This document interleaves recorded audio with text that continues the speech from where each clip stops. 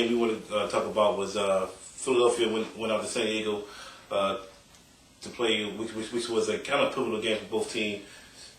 Philly coming off the loss to Dallas. San Diego had a chance to catch Denver, and they did that. But not through for 450, but they still lost. And Danny looked like the older Danny in this game. Any thoughts on the Eagles and their struggles? The Eagles lost this game. There was a lot of critical plays where they chose to not run the ball on a lot of 3rd-and-1s. They chose to pass the ball. Instead, I think the play calling did Philadelphia in too much passing, which we already know was Andy Reid's problem anyway. Okay, well, they went for the 3rd-and-1. That's what cost them the game against Dallas. They kept going for the 3rd-and-1 run, and they could never get it. And so you gotta keep. I mean, you still gotta. I don't care. It's like you an NFL team. If you can't get a yard, you don't deserve to win. Well, that's been their problem in the last 2-3 years. They can't convert on short yardage. What about the Chargers? The Chargers are back, tied with the Broncos again. We both picked this team to go to the Super Bowl. They ain't going to the Super Bowl. Well, we understand that, but do you think this team can at least hold on to win the division, and can they at least make it a couple rounds in the playoffs? I don't know. If they win this next game, they'll win the division. It comes down to this game. Plain and simple, yeah. They have to win this. Yeah, they like to win this game coming up, but they're not going to get too far in the playoffs. I just want to say one thing about the Chargers. They seem resilient no matter what seems to happen. All the injuries they had this year, no matter how bad of a start they get off to, they always seem to find a way to get back in it. In the end, they always seem to. Okay, and now we're going to talk about maybe the game. Let's go down. Let's talk about that one last. Let's talk about Jacksonville and the Jets first. This is a controversial game in so many ways. Maurice Jones-Drew had going in for a touchdown. The Jaguars are down.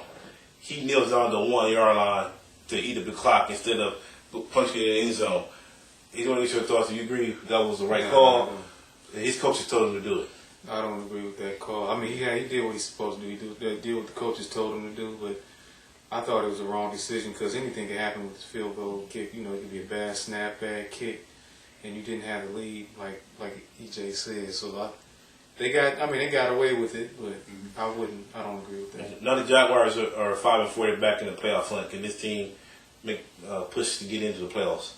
They can make a little bit of a push. I like their offensive line seems to be getting better because they have 2 first-round picks, Evan Britton and Eugene Monroe each side. That seems to be working out for them in the long run. And yeah, they starting to look pretty solid to me. I'm actually surprised, by the way they've been playing this year.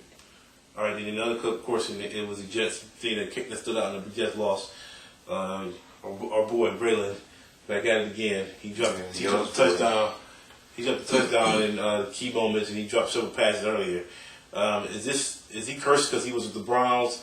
Is this something in his head? What's the deal going on with him?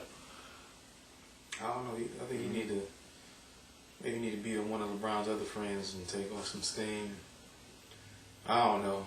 I have no idea. Dude needs to just get his head right and get focused, man. You're a receiver.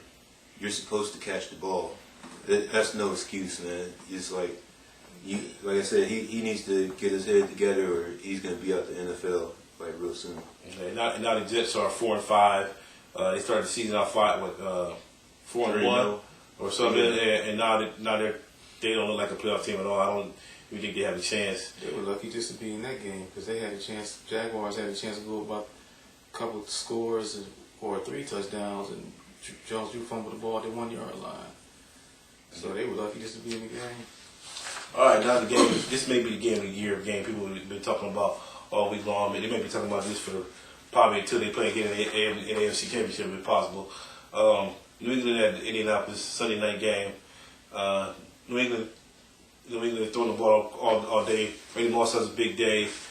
Patriots have a 17-point lead going into the fourth quarter. With 12 minutes left, they have a 17-point lead.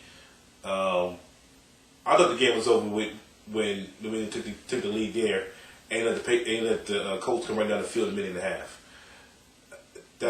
They seemed like they went to a let-up mode or prevent mode.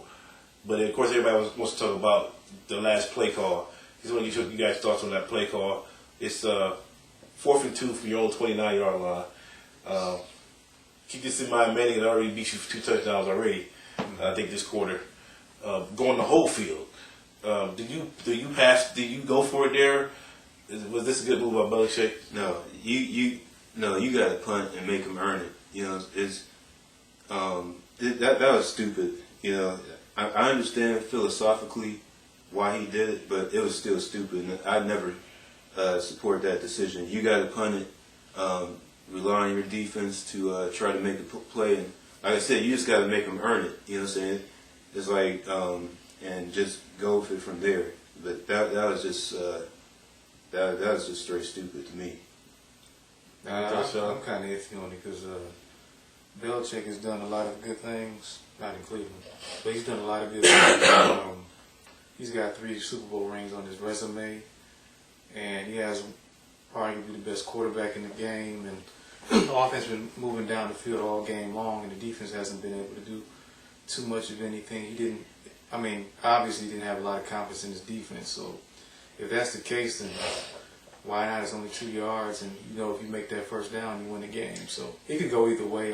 It's one of the things where if he makes the first down, it's a great call. If he doesn't, it's horrible. Well, my opinion, I know the defense played pretty well until that fourth quarter. It seemed like they went into prevent mode or something. Yeah. Because you held the coach to 17 points going into the fourth quarter. That's not a bad job. And then all of a sudden, I don't know if they changed their play calling. They stop blitzing. I don't know what the deal was. I don't know because they thought they had the lead. They thought they had the game won. But I think they lost the game way before that, even that last call. So, my opinion, I don't even blame the call on that. I blame it on Belichick before that, letting up on defense. He should have never even came down to that. And then not only that, if you're going to make that call, you don't throw it to a running back. You throw it to Welker or Randy Moss. Playmakers. Yeah. You don't throw it to you don't throw it to what's his name again? Kevin Falk. Kevin Falk. Yeah. Kevin Falk's decent receiving. He's been reliable for a lot. Yeah, But that's not his game. He's more catching passes out in the backfield. He lined up at receiver on that play. That's not his game. I don't think that fits his game. If he was open receiver, He wasn't open though. Yeah, That's why he bobbled it because he's not a receiver. Yeah. If he catches that clean, they get it. yeah.